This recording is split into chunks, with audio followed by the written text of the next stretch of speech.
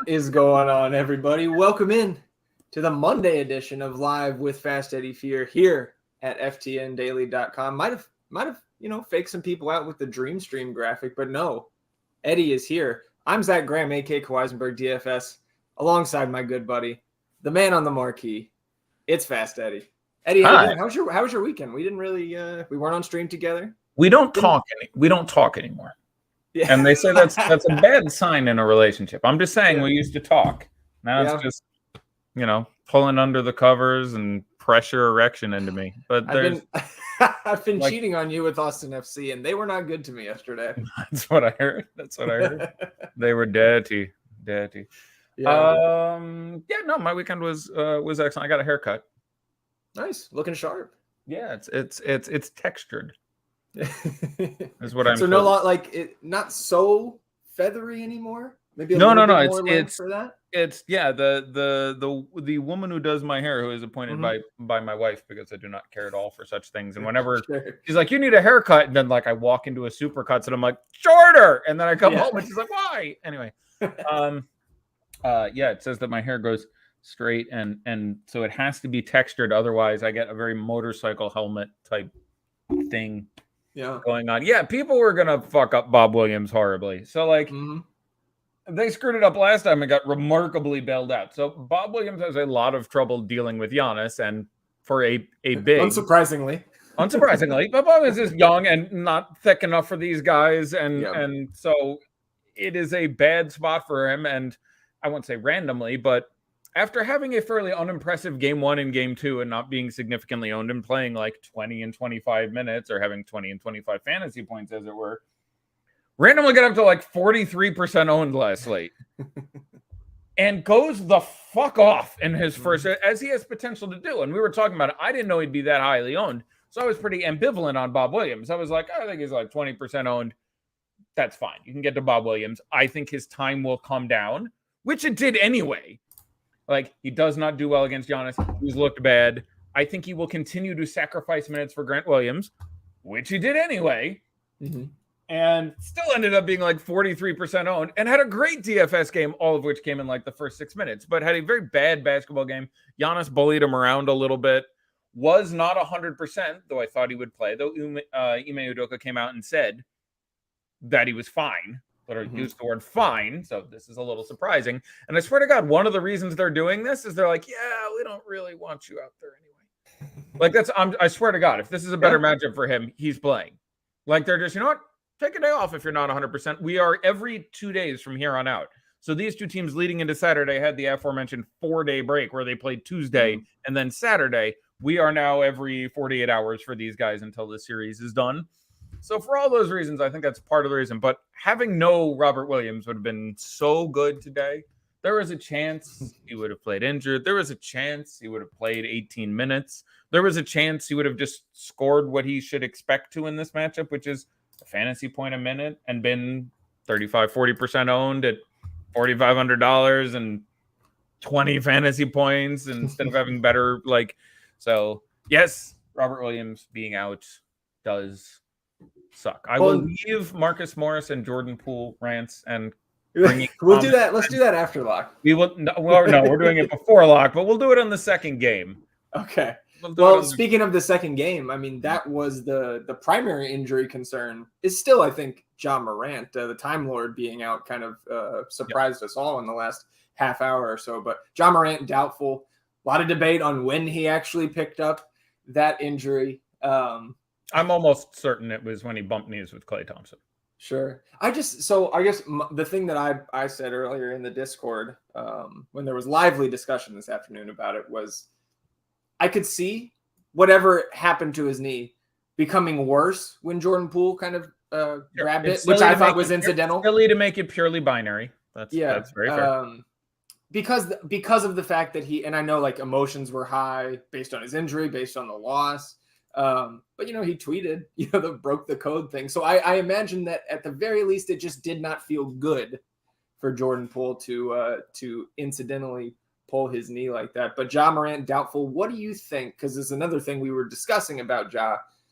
What do you think the chances of him suiting up and getting out there tonight are? Because he's not ruled out yet. And Taylor Jenkins has said he's probably not going to play, but yeah, he's technically doubtful. But I mean, Embiid did the doubtful thing, sort of. But again, the scuttlebutt, the news through the room, through the media, was that he was going to play. It almost doesn't matter. I could spend a while talking about it, and there's been some signals either way, most of them in the negative way, but it's 5% or 10% or 15%. Most relevant thing here being have a plan. Like leaving a spot where you can turn your, I think easiest is Steph and something into Ja and something makes plenty of sense. So Steph out, Tyus out, Ja in, somebody in.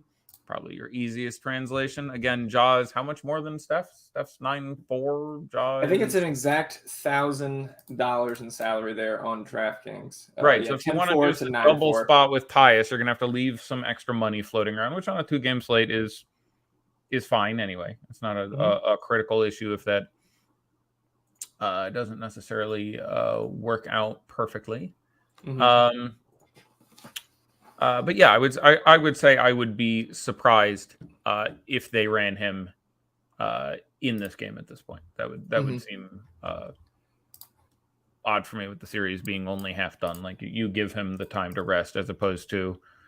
It does depend some degree on the nature of the injury, and you obviously do not want to go down 3-1.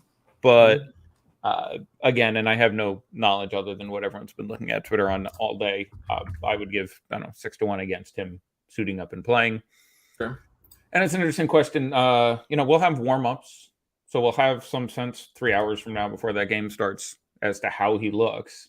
But I would have the same criticism of Ja Morant in that situation that I have of Russell Westbrook, which is when your game is so incredibly predicated on explosiveness, when you start to lose that, it is really hard to adjust. Ja does not shoot incredibly well. Like everything, he did so many plays in that last game. Just so like the one layup over either Wiggins or Otto Porter, but he just stays in the air so long. Like he just jumps and everyone jumps with them, and then they land, and then he shoots. Like shooting. It's like that State Farm commercial with Chris Paul where he like goes up and he's like. Except Ja Morant does that like for real. Yeah, changes like 3 different poses, finishes. Yeah, he's absolutely. Great. It is remarkable. You think you've seen everything, and still once in a while I watch Ja Morant, and I'm like, this guy is really sexy. But I will. So I don't know. Let's talk about the first game. First of all, I do not think technically the foul on Marcus Smart was a shooting foul. Technically, I think it is called a shooting foul 99.5% of the time. And I have listened to 8 people talk about this. And the NBA came out and said in their last 2 minutes, we called it correctly, which is technically correct. The contact starts when he's got the ball low. He's gathered already, and he's already jumping. But the contact starts, and he gets hit in this arm. Like he gets hit on his non-shooting arm on the bicep very briefly.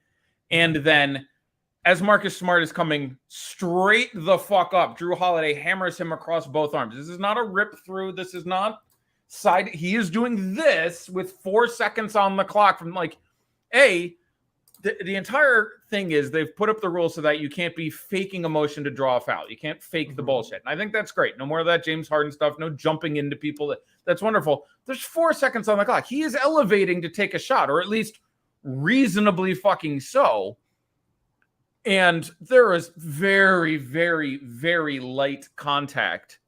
And again, if you were looking at this game the other way, if the contact that happened before he got into a proper shooting motion happened and a foul was called, people would lose their minds. But we're calling that the foul is the only justification you can make of having it be a non-shooting foul. Because as he gets his hands up and he gets hammered across both arms by Drew Holiday, like an absolutely just a terrible call. And I have listened to 15 people talk about this.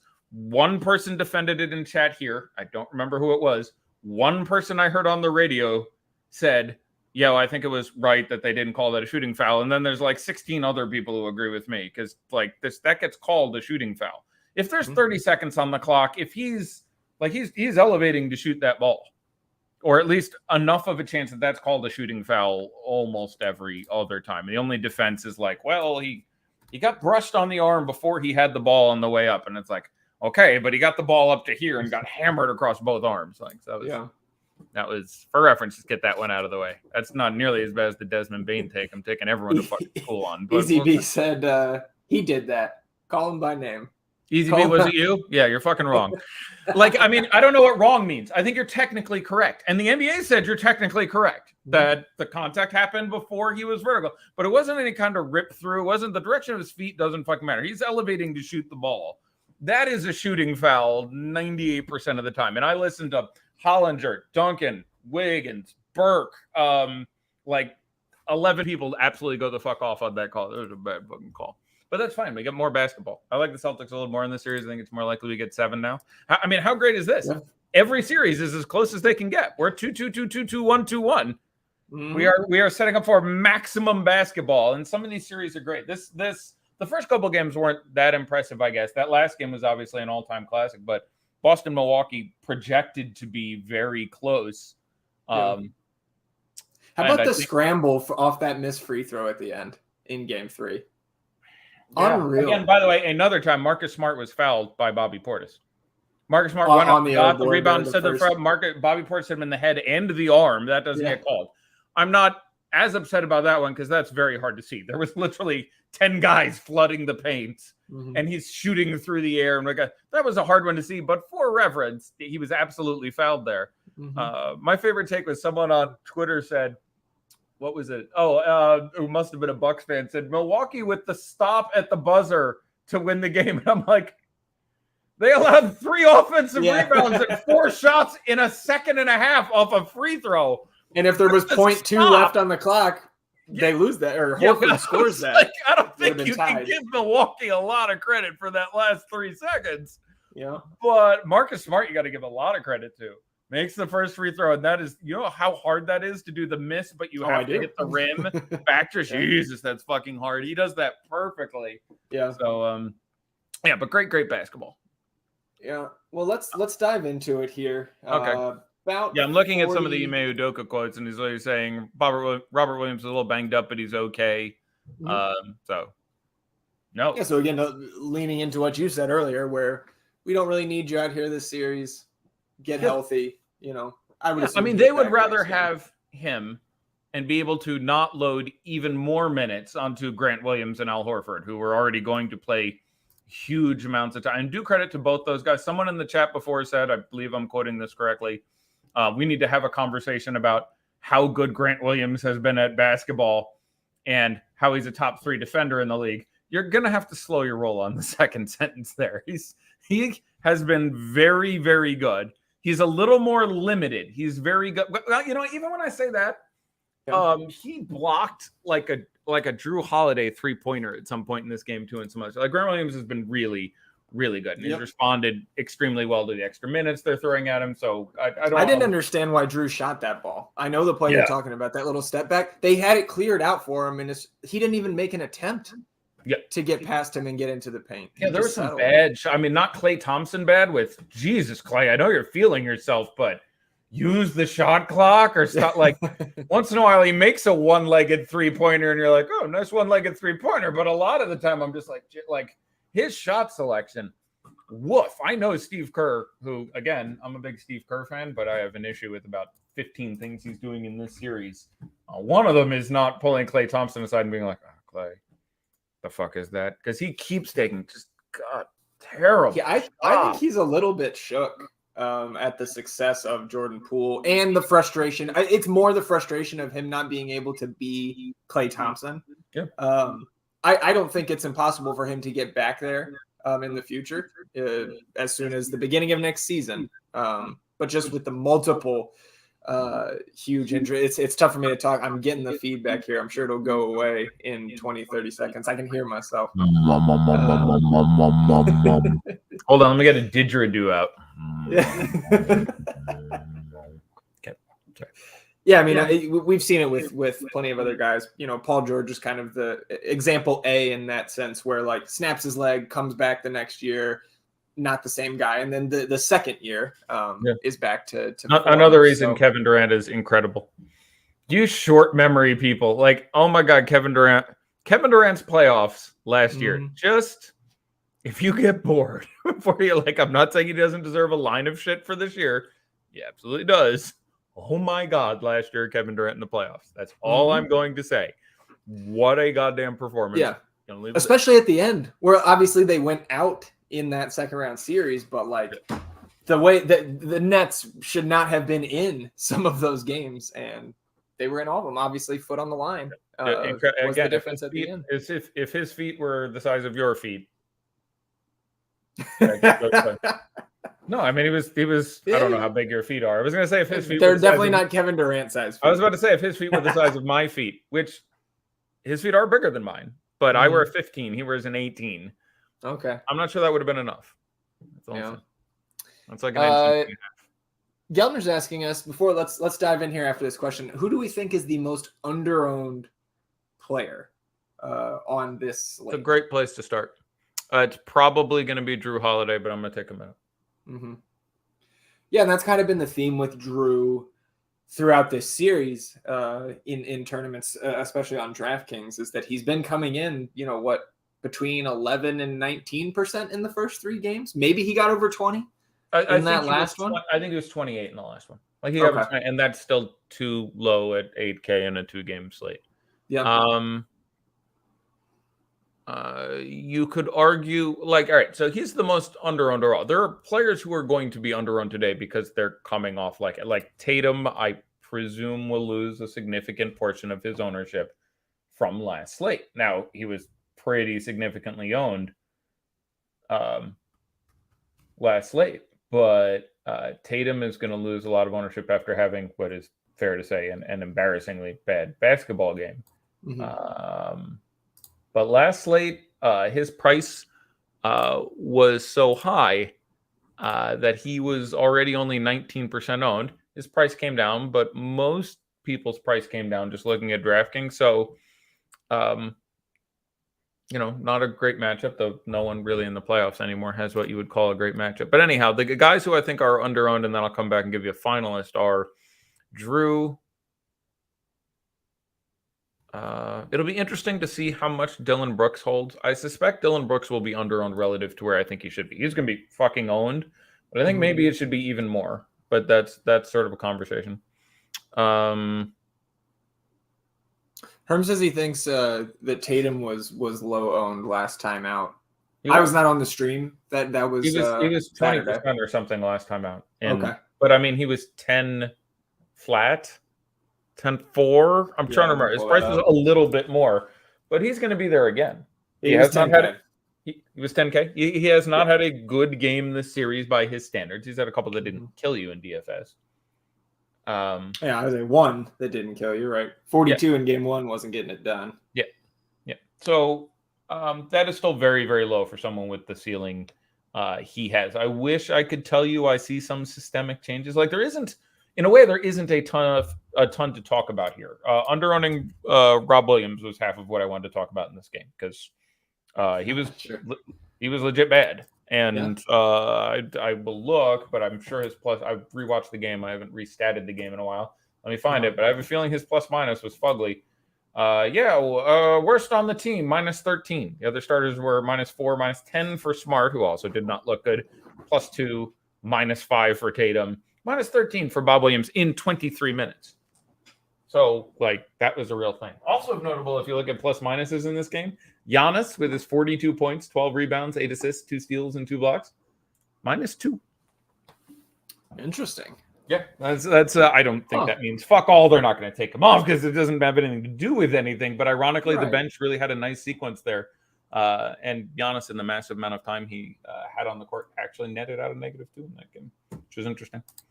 Talking about other things in the rotations across the ball, just while I have it up and I'm looking at plus minus and time. George Hill did exactly what I thought he did, where he just basically stole 10 minutes from Javon Carter, who barely played. Pretty much expected. They continued to limit Bobby Portis. He has real issues in the pick and roll defense, so they played a little extra Brook Lopez. They played a little extra Wes Matthews. They played a little smaller. you can still play Bobby Portis. He had 9, 7, 1, 1, and 1. That's not quite enough to get it done. I think I still have him for 20. I had him for 26 minutes last game. He played 26 minutes, so that came in right on the damn number. But be aware it's gonna be weird for them to get back there, and most importantly, now you are taking Bob Williams out of there. The Celtics are going to be going smaller all game. So as opposed to really needing is a big word, but preferring to have 2 out of the 3 of Portis, Brook Lopez, and Giannis on the court at all times, in theory, you can get away from that. And again, I bet those guys shared almost 96 minutes. Let me look at this one. Last game, 39 for Giannis, 29 for Brook Lopez, 26 for Bobby Portis, 20, 40, 70. That's 85 minutes. Yeah, that's 95 minutes and some change. So, basically, they are having those guys, 2 of them on the court at any time. You can now start to get away from that. Plus, it's sort of a better matchup now for Brook Lopez. So, he's going to be a little better, conceivably a little bit more productive. Maybe he gets a 30th or a 31st minute now. So, yeah, I'm going to stick with a 25-minute projection for Bobby Portis, but it's fraught to the same issues Rob Williams had last time. And again, Rob Williams got there last time. So it's kind of the point. Let's see. The Bucks, they faded Marcus Smart a lot there because he did not look good. I think I kind of like getting back there. I like playing the guys who I think his minutes come from. I think they gave him 29. I think he probably plays 32. He might play 35, 37.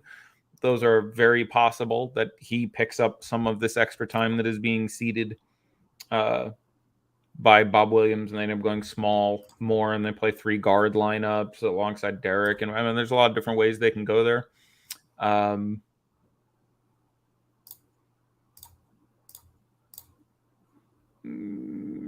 Trying to again, I really like Pat Connaughton. Just while we're this, let's talk more about that because he's 3-6, right? We saw the minutes come up to almost 33. Last game. Now that had all to do with Grayson Allen picked up his 4th foul 90 seconds of the second half. Yes. So and Grayson Allen was horrendous. Yeah, from a fantasy standpoint. He was terrible. Kind of unsurprising. I wasn't super excited about him even when it came out that he was starting. And there's, but it's really worth pointing out that Giannis took 30 shots. Drew Holiday took 30 shots. So I will say again, he will shoot 50% from the field one game this series in theory. He played 43 minutes. He was exceptional on both ends of the court. Drew is going to be 28, 30% owned again, and he's just still under owned by 7, 8, 10%. There is a really safe floor, and if he makes half his shots there, picks up a couple more dimes, or it's really easy to get a 55 or a 60 out of Drew here. So I again am pretty excited about that. I expect to see the same starting lineups if we haven't already. By the way, has that come out? Well, we got the Celtics starting lineup with Grant Williams getting in there for Time Lord. I don't think I've seen confirmation on a Bucks lineup. I assume we're going to get the same 5. But if we missed that and somebody else has seen a confirmed 5 for the Bucks, go ahead and it's not there. Okay. Wesley Matthews was real good.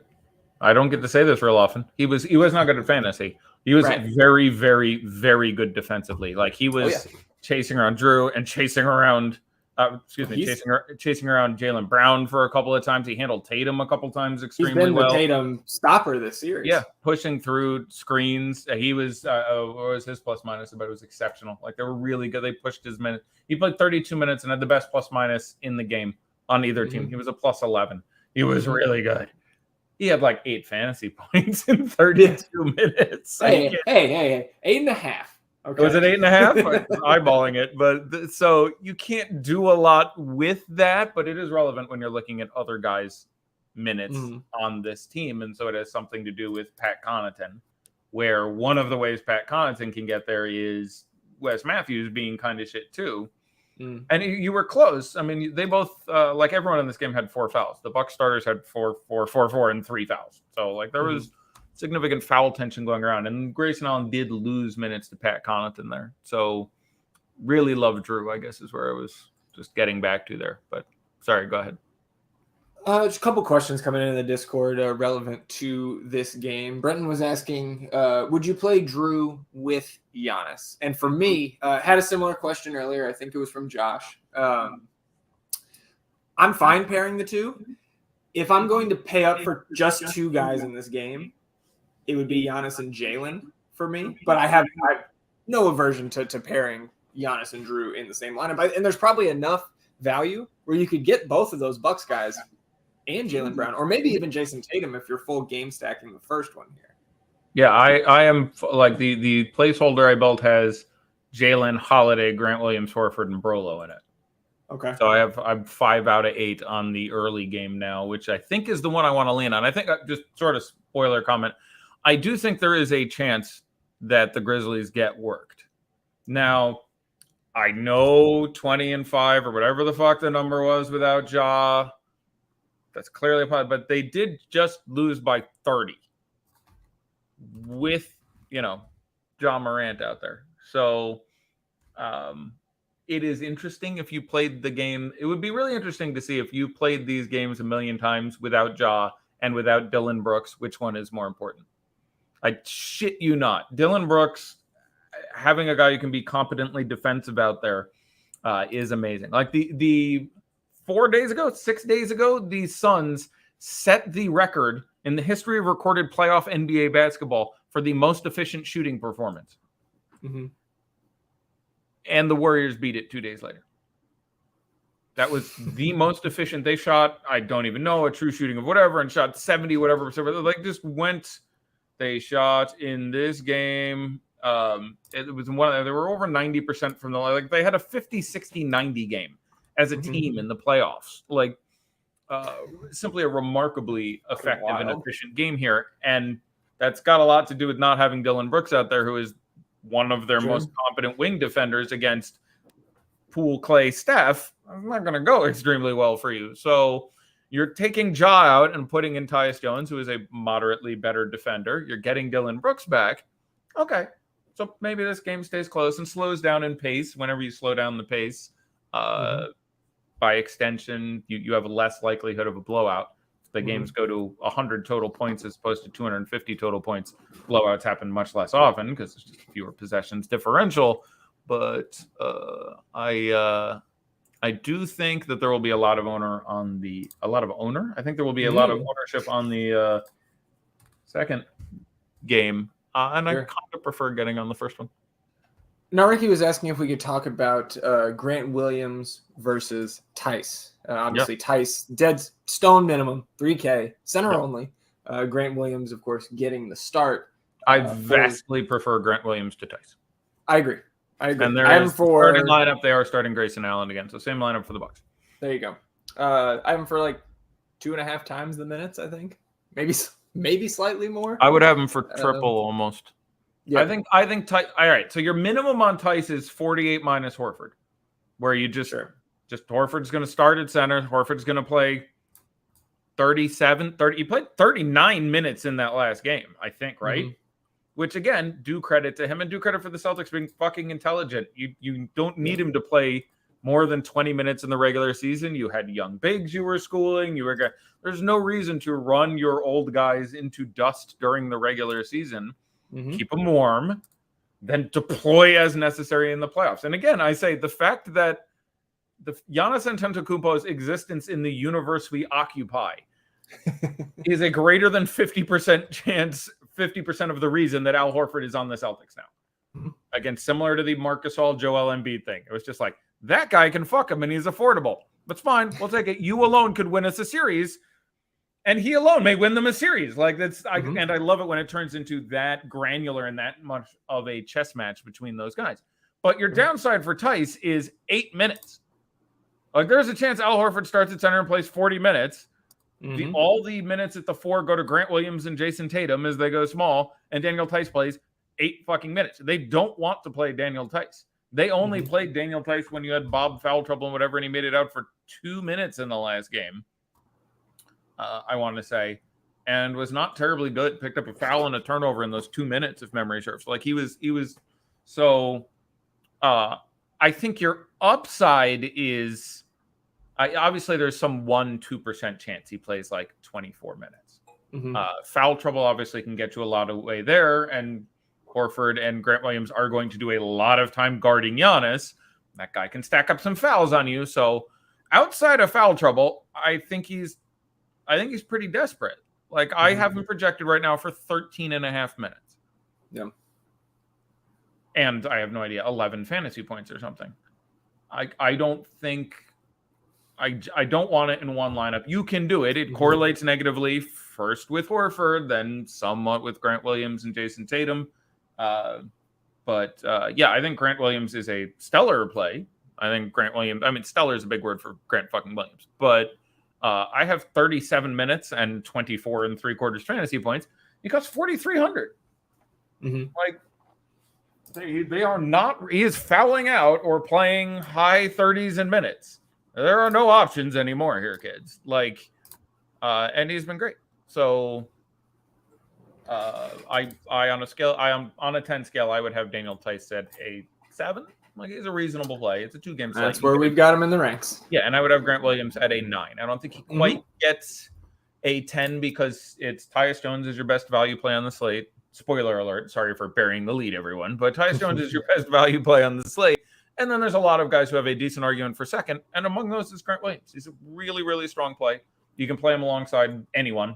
Really, I have him alongside Horford. I'm absolutely fine having him alongside Horford. Yeah, I'm with you there. Let's make this the last question before we kind of break into that second game, because we have a couple questions queued up for the late night game. California Cool is asking us, do we think that Brook Lopez's minutes hold, or do you think he could get played off the court here?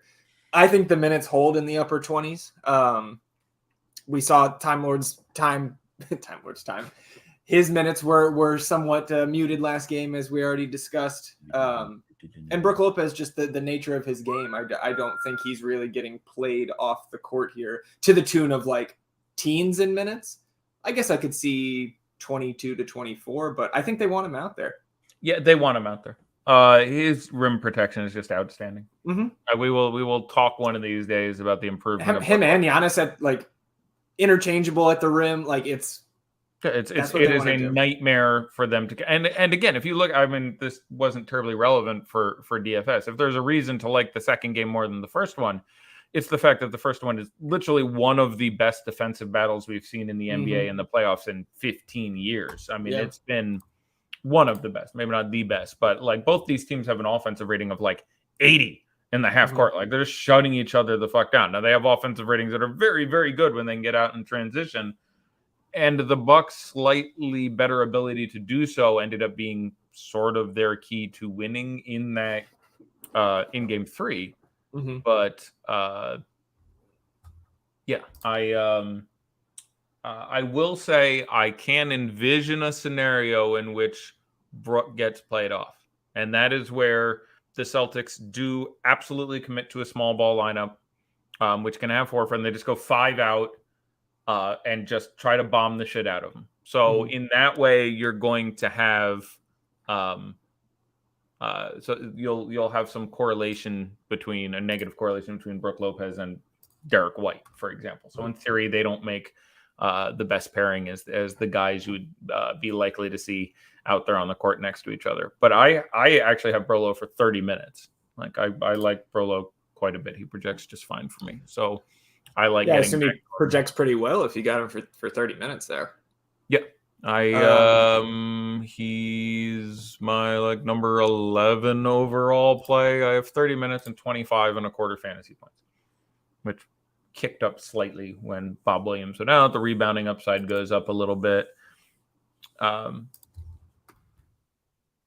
yeah, it's it depends on a number of things. How many guys the Celtics keep running out there that they can sort of half not guard. Like when they're playing Marcus Smart and he's all fucked up and his leg is draining and he can't shoot, it's easier to play Brook Lopez. There's just fewer threats you're covering. So if they bench Smart and bench Williams and play White and play Pritchard, yeah, I can conceive of scenarios in which Brook Lopez gets set down, but I would say they are pretty unlikely. Like their entire defense is predicated on making rim protection absolutely absurd, and it kind of has been the whole year. So going away from that would be weird. I can see it, but especially when they're up in the series, I don't think they change horses in midstream. So I feel fairly confident Brook will keep his time. But that's a very good question, because obviously you're like, all right, we're not starting Bob already. I'm short bigs. If you don't think they play Tice, at some point are they just running, 5-out Maxi Kleber style? I think that's about all I have for game one. Again, a lot of notes here on Bobby Portis and some of the issues he's had in guarding.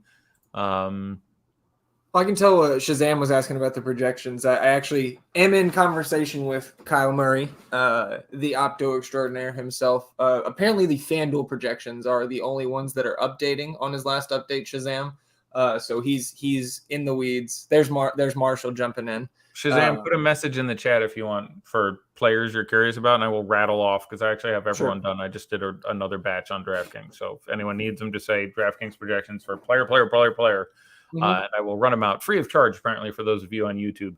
You ingrates. Those freebies. You fucking ingrates. So by the way, make sure you say the thing. We don't want the YouTube people to get salty again and say they're not paying attention. Make sure they understand we are not paying attention to you. It's not incidental. We're not doing a bad job. We are intentionally treating you like second-class citizens. Just imagine you're not a white person and a white man and live in Texas.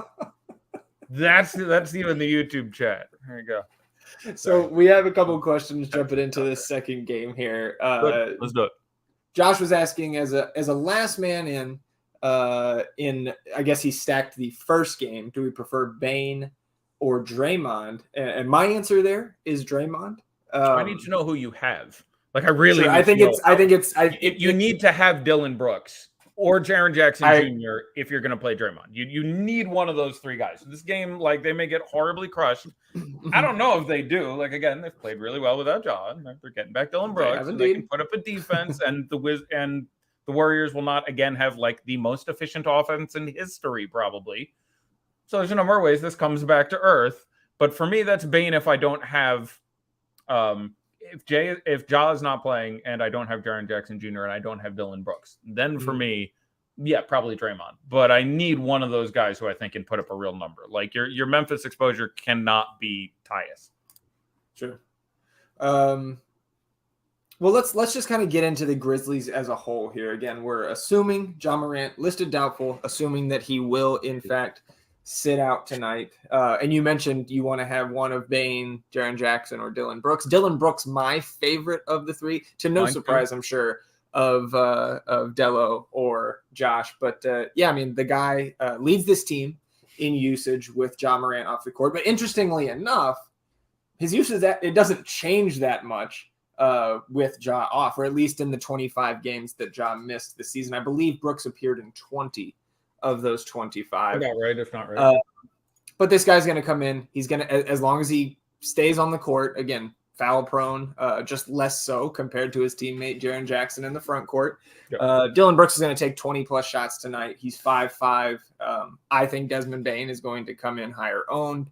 I do too, but that's an interesting question. I've seen this several places, really different. Like really? I have 3 other sites ownership, 2 behind a paywall up right now. I have Bane at 62 and Brooks at 29 on this one. Just again, pretty now. This has more than 2-1 for Bane. This one has Bane at 36 and Brooks at 52. Just to give you an idea of how shitty people are at this. Because like some of these sites they're spending $100 a month on, and this one has Bane at 44 and Brooks at 44. So at least 2 of these 3 sites are woefully the fuck off. The third one is probably closest. I will go with. Give me a second. I'll come back to it. But go ahead. Keep talking about whatever. I will come up with numbers. But like, well, that's interesting. I'm gonna try to reformulate my ownership on Memphis a little bit. Which I guess it's really the only reason I'm here. So the big thing for me on Desmond Bane is just how, I guess immobile is maybe too strong of a word, but I think the back has seriously been bothering him this series. It's not a great matchup for him either. He was performing fantastic, not just throughout the season without Ja, but especially down like the last half of those, the last 12 games, let's say, that Ja was missing. The guy was averaging, I think, just short of 40 DK points per game. had a ton of like mid 40s DK point performances, which obviously if he does that on this slate, you're going to want him in your lineup. So I would have a decent amount, probably at least 40% Desmond Bane, like kind of match the field there if I was running my 20 lineups tonight. And I would probably be in like the 60 to 70% range in a 20 max on Dillon Brooks. How do you feel about Jaren Jackson Jr.? Because he does get a slight usage uptick. Again, like Dillon Brooks, has to keep his hands to himself. And I don't think we're going to, even with Ja out tonight, if he does sit, I don't think we're going to see a repeat of game one from Triple J. But the upside is certainly there. Like, he's priced pretty economically for the situation. All three of those guys, of course. So how do you feel about Triple J? I'm a pretty big fan. They need to play him more minutes, and they will now. But like in game 3, I was really surprised he was not in significant foul trouble, and he played 29 minutes, 30 minutes. Like, that's just wrong. You need his shooting, his floor spacing, getting Draymond out of the pit. Like, there's any number. Like, there was, they got wrecked. But they need to play him more, and now I think they will play him more. I don't know how well he can absorb this additional usage, but I honestly really like all three of those players. I don't think any of them are going to be massively over-owned or under-owned. I agree with your consideration about Bane. He has just not looked good. Again, he's got 2 days off. 4 days off didn't do it for him before the last game. Not sure 2 days off does it for him here, but all these guys project pretty goddamn well. I don't know if I prefer having one of them or two of them, but I want some of them. Sure. All of them feels wrong to me. None of them feels wrong to me. 1, 2 is really interesting. I worry how much energy Dillon Brooks is going to spend on the defensive side of the ball. They are going to stick him on Steph for the majority of the game. Many of the other guys will be unfettered by that difficulty. We've seen a number of guys in these playoffs just sell out to play defense, which personally I love, but there's a couple other interesting guys to talk about here, like Brandon Clark. We'll probably go back up in minutes, and nobody is going to own him, and he still has an upside. Don't play him with Jaren Jackson Jr. Melton has a very real upside and disappointed half the field in the last matchup, and his price went up $500, but he's not fucking expensive at $4,800, and you could get 30 minutes. So I like the guys who can end up being if you have lineups without Tyus, I want to make sure I'm playing DeAnthony Melton or Kyle.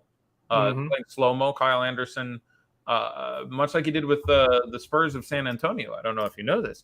Can play some backup point guard from time to time. I know you know. I've seen it happen. I'm just saying I've seen it happen too. Yeah. I like it. So those are sort of the lower priced guys. I will get into like where I have them quasi-ranked. Tyus Jones is the best player on the team. I have him for 34.5 minutes and 31 3/4 fantasy points. Doesn't fucking matter. He projects for a huge number. So you need him to, and he's going to be 87% owned or some absolutely absurd figure. It is fine to play him. It is fine to not play him. It is Tyus Jones. He can, he cannot be, he's incredibly efficient. Like his assist to turnover ratios are magnifique. Chris Paul, NBA record? Like 2 years ago. Really? 2 years ago, as largely a backup, though he started a couple games, it was like 14-1. It was absolutely. It was like almost 7-1 this year. Yeah, I think I'm going to look this up. I think he. You can probably get to him before I can because I didn't have his page up. But one of these years he had. All right, so assists to turnovers.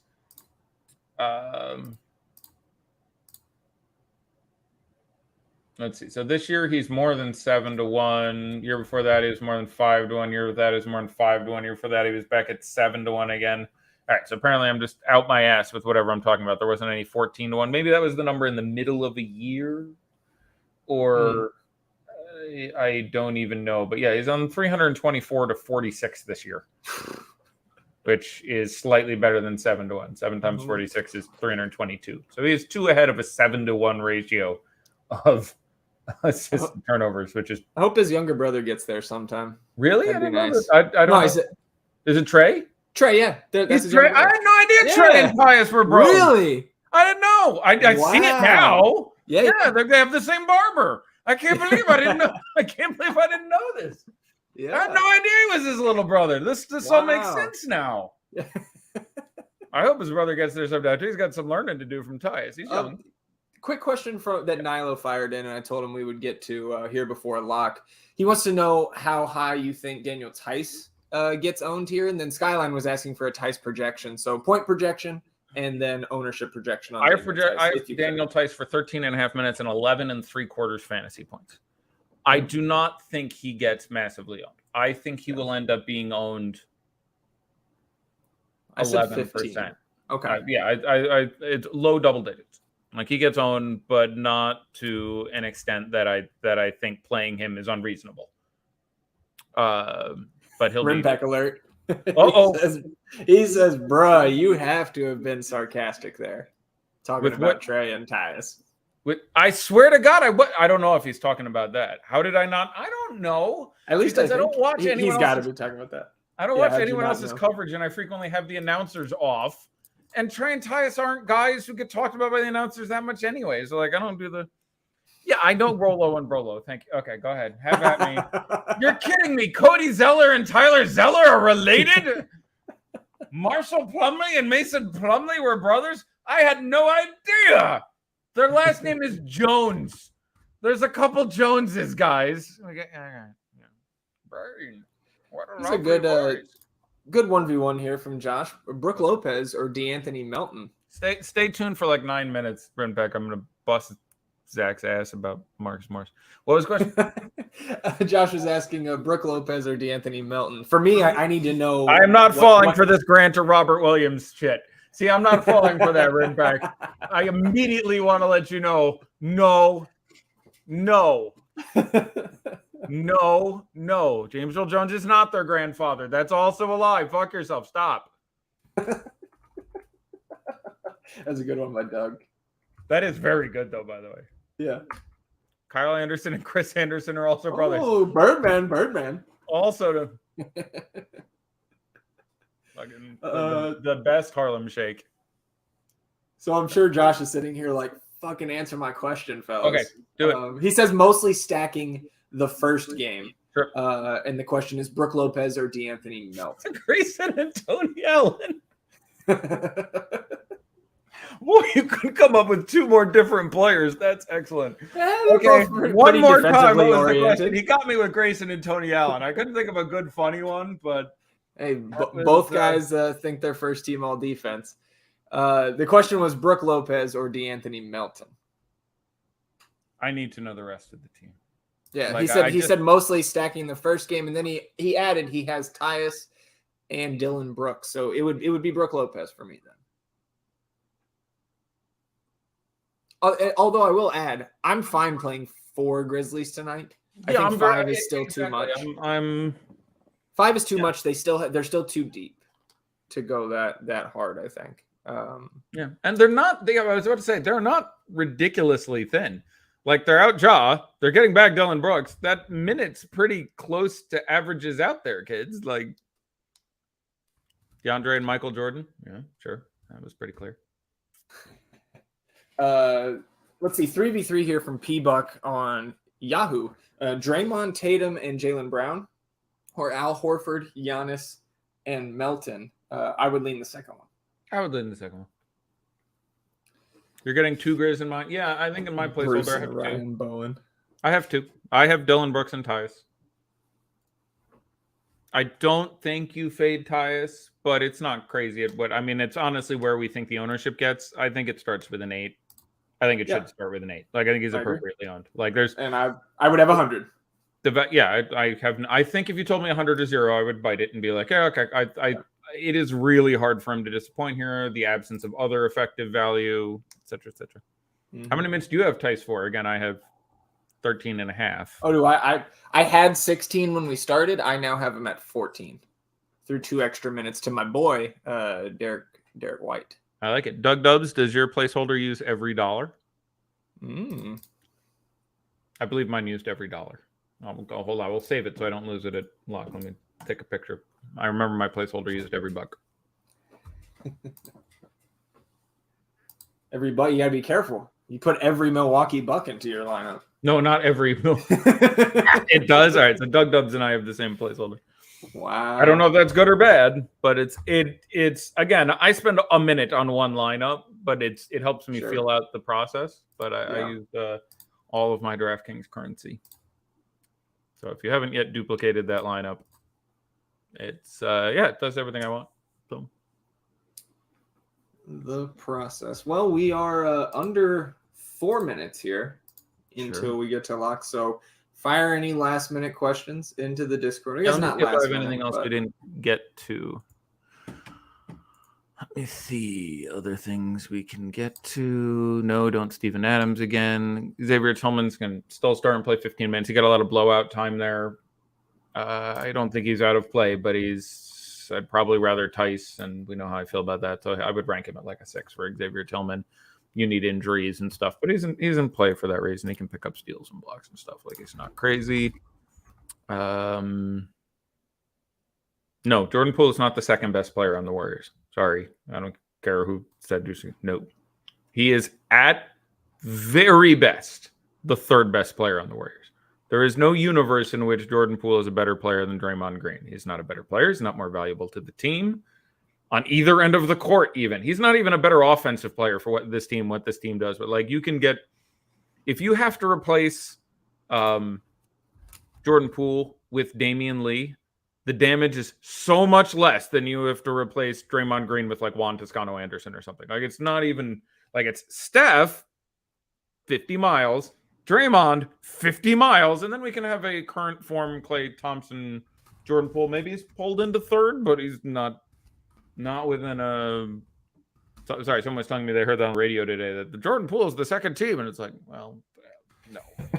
Tenacious D. Jones popping up saying Jordan Poole, top 75 all time. We've had a lot of Kuminga questions here, Eddie. So let's talk a little bit about the cum bucket before this slate locks. Got the start last time. An unfortunate nickname. Hey, he embraces it. At least I've been told. Does he? That's what I've been told. I mean, he certainly hasn't come out against it. So we're talking about way more than I'm comfortable with. He's I think he'll start again. I have him for 14 and a half minutes and 13 and a half fantasy points. I would rather play him, presuming the $300 doesn't do anything for you relative to Tice or something like that. But he's fucking no Tyus Jones, and I think he probably still ends up a little over owned. I would much rather get to Otto Porter again. I guess specifically I said that he had a brilliant game. I have seen 60 full Otto Porter games at least, and that was the first time I went, this guy's fucking good. Like, he was outstanding. 4 days off did him a lot of good. I don't know if that holds up, but I don't think he gets incredibly owned, and it wasn't as DFS successful as it was. Kuminga got more time in the blowout. He almost got super fucked where he played the first X minutes of the game and then did not start the second half because, again, Otto Porter. So is it fine to play Kuminga? Yes. I'd have him at an 8. He costs 3,300. He can obviously fall into 20 fantasy points. I think he's appropriately or maybe even a little over-owned, but he's not. I don't think he'll be massively owned. So I'd rather play him than Mooby Booby. Yeah, for sure.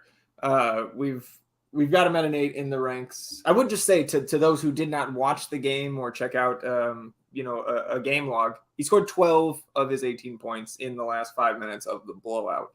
Yeah. That being Kuminga. So certainly won't expect another repeat performance, but he's 3-3, right? So you don't. Yeah. You don't need anything like yes, but like, he is the number 5 option on every end of the court, and we get like, it's just not a yes. You don't need to. I think it's probably a little too cute, but he's gonna, because of the bevy of value on Memphis and elsewhere, and even Tice, like, his ownership is going to stay again at the low double digits. So I would not expect it to be, an issue. Well, we are at lock. Oh God, Eddie. Right.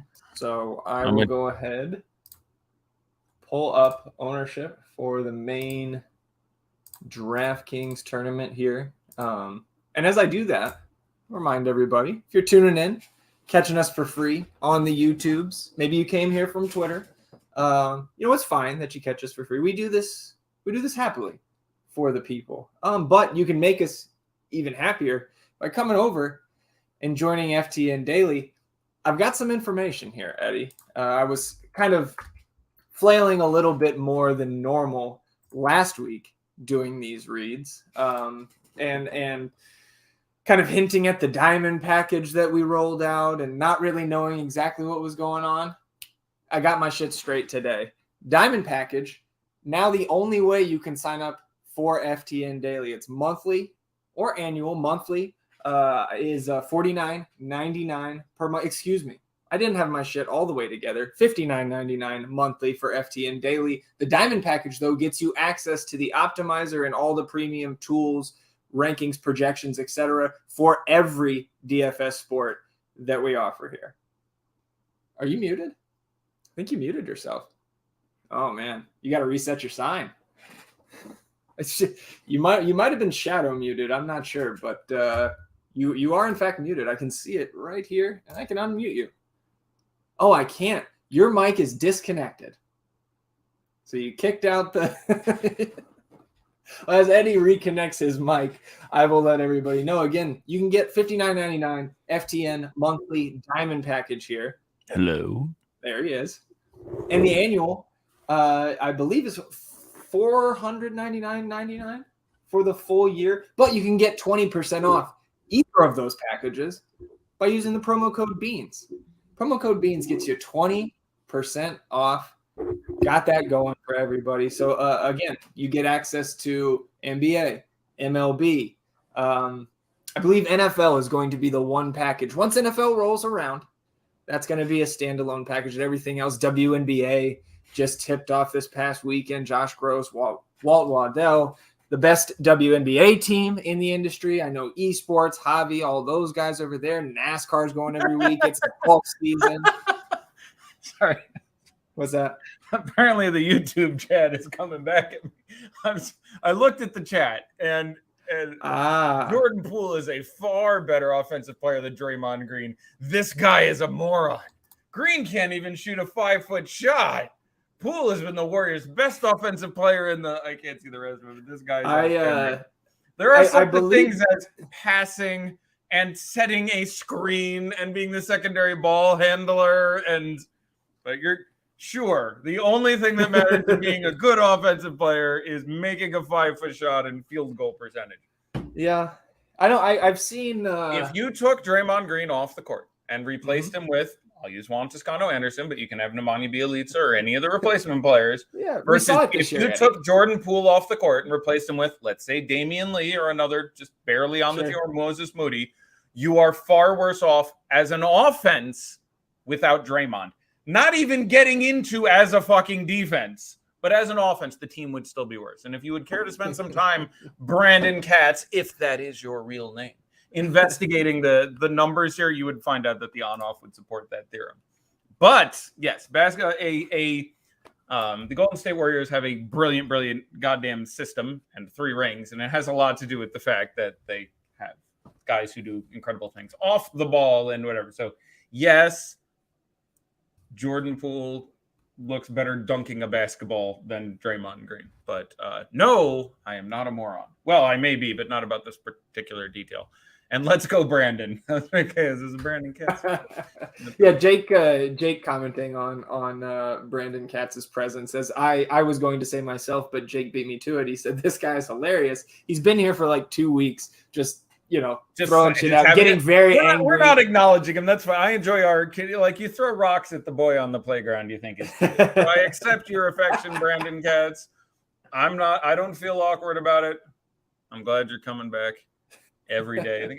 Jake says we should let him great and young and much improved. And then I'm not slanderizing Jordan Poole, but I'm saying if you or Brandon Katz or the guy on the radio, whoever the fuck is like, Jordan Poole is the second most important player on the Warriors. No, he's fucking not. It's not even close. You can try for third, but yeah. That's fun. That was good times there. Thanks, Brandon Katz. I hope Brandon Katz is he still there? Is he talking? I don't know. Get me the YouTube link. Like, at this point, I want to Well, so and I'll finish the show here now, Eddie. In fact, we had a couple questions as we were talking about Brandon there. No, we do the extended show sometimes. Yes. We start it, we get distracted, we pick it back up. That's kind of how we do the show, not just the shilling here. But I did, Marshall, a good man and thorough, to borrow that phrase from you and from Mr. Lebowski. I guess Maud Lebowski is the one responsible for that quote, but Marshall chiming in saying, no, but we made the diamond monthly price because Harold was asking if we can't just join for NBA now. The diamond monthly price is the monthly price for NBA from this season that we just went through. So you're getting access to the rest of the FTN Daily site for the same price. Let's see. So what do we? Oh, that's a bummer. Why is that, Harold? Because that's the same price that you just paid for the whole season. Oh, apparently Brandon is he coming at us? Buy a TV and watch the Warriors-Memphis game without Green was kicked out of the game. He's saying I'm wrong because there was a game that the Warriors won without Draymond.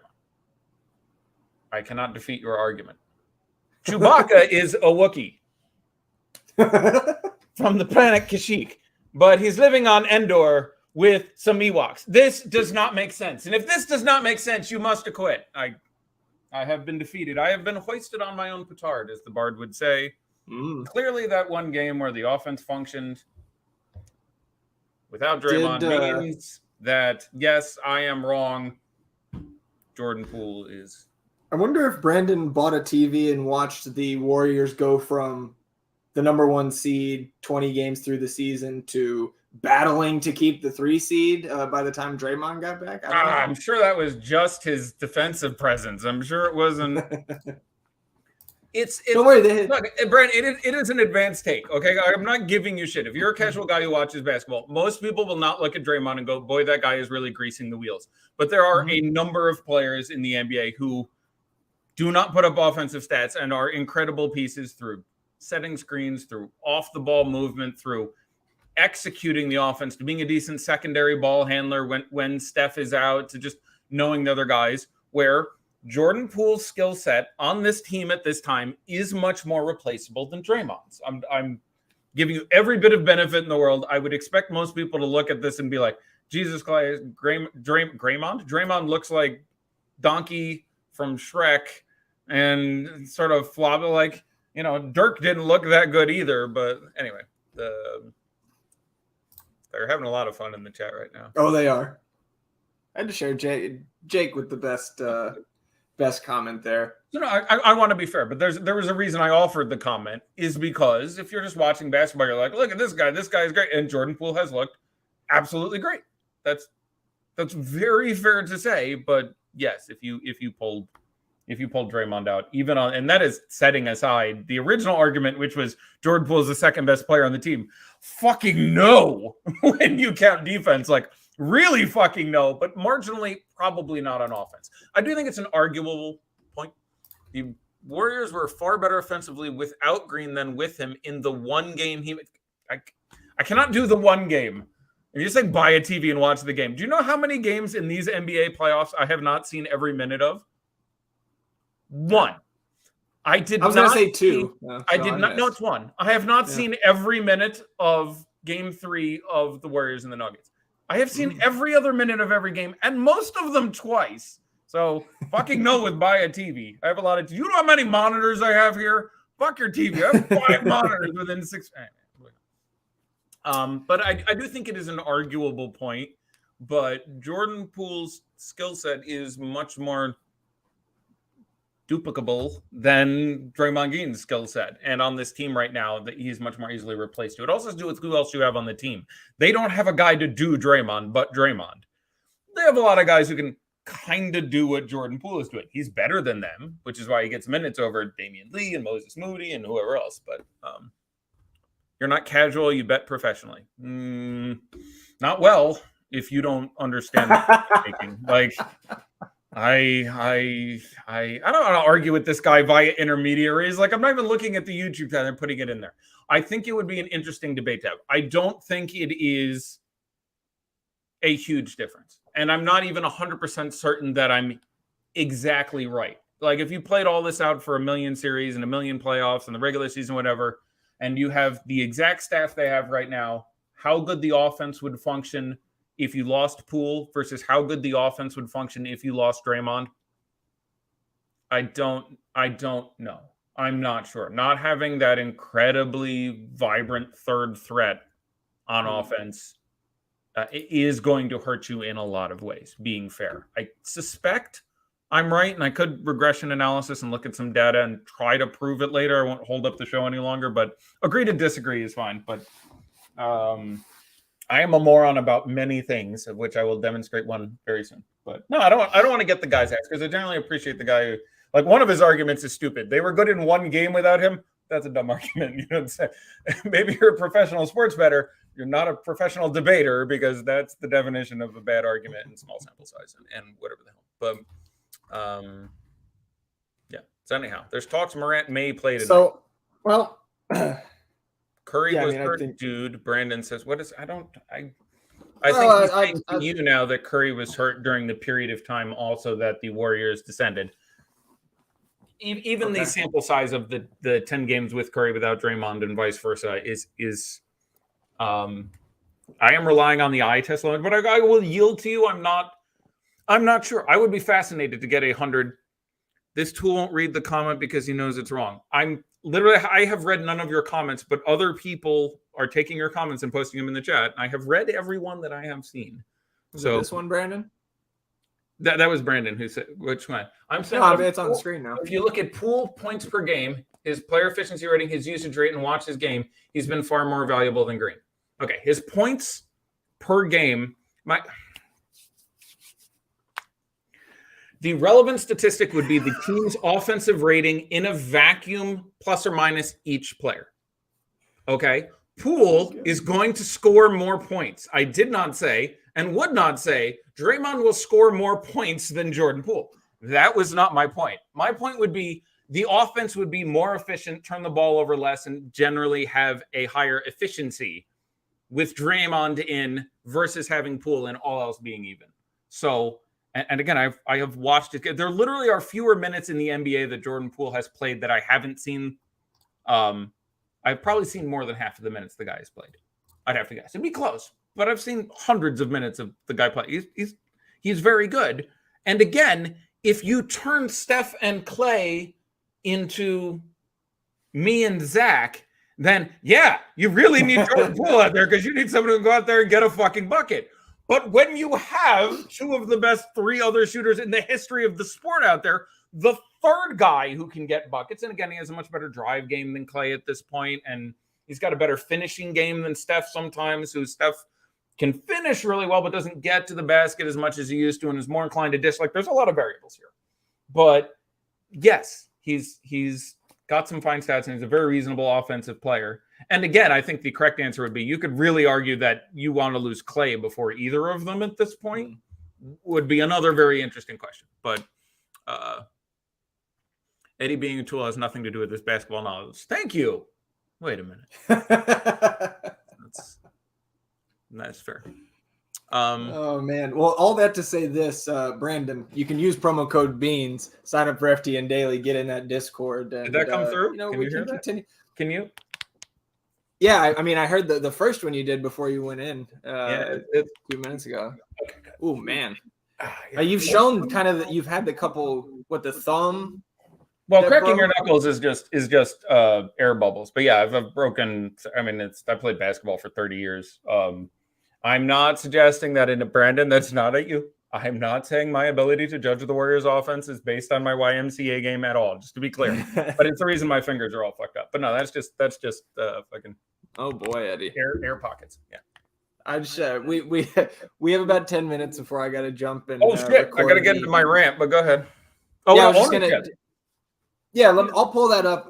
Let me just keep antagonizing you with Brandon's comments here. He says he's saying in the playoffs, not the regular season. In the playoffs, Poole is more valuable.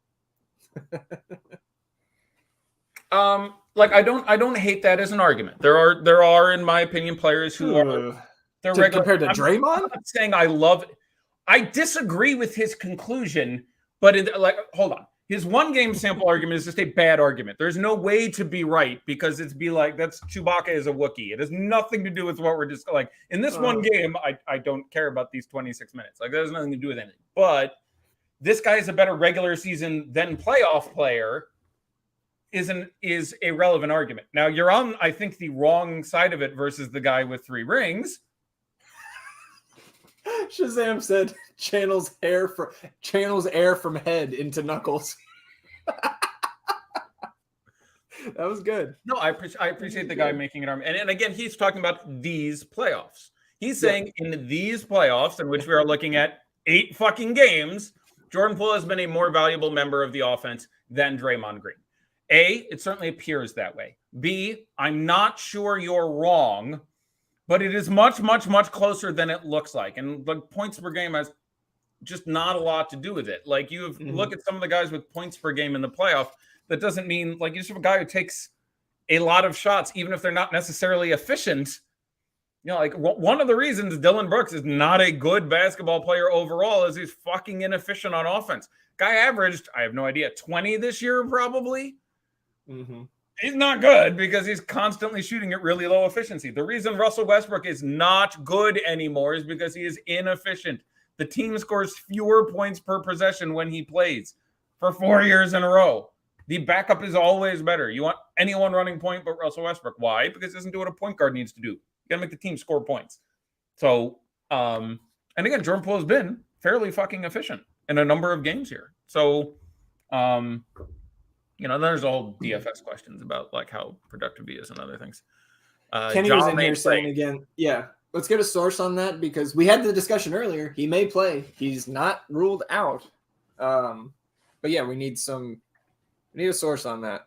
I mean, it'll be great news if he plays because you just play 0 ties. If you can, you find a way to get to 0. Could he still get there? Sure, but depending on when the news comes out, he's going to be 77% owned. That's a low blow, Russ. What did he say? So he said I should teach Brandon how to self-mute. That's a low blow. It's uncalled for, Russ. You just came back around. I missed you greatly. Yeah, I missed you too. Good guy. Good man. Sure. God, just hitting me right with the gut punch right off the rip. And here we go. This obviously, since I have to leave in about 7 minutes, we'll have to wait for another time. And I want to hear you talk about Jordan Poole and Marcus Morris. No, I'm fucking doing it. But Hugo, you can walk off in the middle of my sentence. I'm gonna... Hugo popping in to say this tool won't comment because he's scared to answer. And you see it, yeah. Is he asking me or Let's Go Brandon about the Supreme Court? I think he was asking you. But yeah, well, maybe Wednesday. I'm afraid that's going to have to be a Wednesday. Like I'd be happy to answer the question in my opinion. And it isn't even like there's a number of issues with the Supreme Court ruling. Here's Kenny posting some videos. Appreciate you. Yeah, Kenny. I saw one before. Yeah, this one I saw. And that's him warming up or walking in? I had seen the warming up. I hadn't seen the walk-in. Okay, well, that was shoot around earlier, huh? Yeah. Oh, so he wasn't even dressed out. Yeah, he was in the sweats. Yeah, I had seen this one. I don't think it's... I mean, I don't know enough about the nature of the injury. Have we seen We don't know what it is. I haven't seen hyperextended due to valgus stress of Jordan Poole grabbed his dick. Like, I haven't seen, I don't know what it is or where it happened or, so I would think most of the time it would not be appropriate to run him out there. On Wednesdays, we talk abortion. Same thing as Gordon and Mrs. Hayward. Oh, man. There you go. You got to be a premium member, I think, to get that. Or just, one of the freeloaders that I guess hang around and watch us for 2 hours after lock. I don't know how many of those we have. Yeah. Usually, I was going to make a Rinpack joke, but I realized that he is technically a paying customer to get into the Discord. But yeah. On Wednesdays, we talk abortion. Doug says, well, it is hump day. Get that man. You guys are on fire today. Really good. Yeah, no, you guys are quite clever. All right, Eddie, 5 minutes to go. Ownership. So annoyed that I don't get to rant on Marcus Morris and Jordan Poole. We could do that instead. I could just read it out. I'm going to go ownership as long as I can because this is going to be a nightmare because there's like 6 guys who are going to be like 35 to 50%. So Giannis is going to be number 1. Giannis number 1. Got to be. Yeah. Probably too high even. I'll say 70. Yeah, 72. Yeah. One lineup I probably played Drew and not Giannis just because that number is so huge and the expense is so big. But again, they've gone back the last couple games to guarding him more one-on-one. Projects great. There is very good value. Hence, like it's fine. One lineup I probably don't like. If 70, whatever, that's a bit high. I would think Horford or Grant Williams. Let's go Horford. Horford, number 2. And be a number 58. Yeah, 58. I'm rounding up for you. 57.58. Well done. 2-2. We'll take it. Round that shit up. And then I'll try Grant. Grant, you got McStuffened by Jaylen Brown here. Jaylen Brown. 0.07. By 0.07. I got for squeeziest. All right, so Jaylen Brown, interesting that he was that high. Then Grant. Both 48. Both 48? Yeah. Yeah, like those are both about right for both those guys. I don't have a real big thing there. And then anyone get over Drew? Brooke doesn't get over Drew. Tatum doesn't get over Drew. We'll try Drew. Drew, number 5.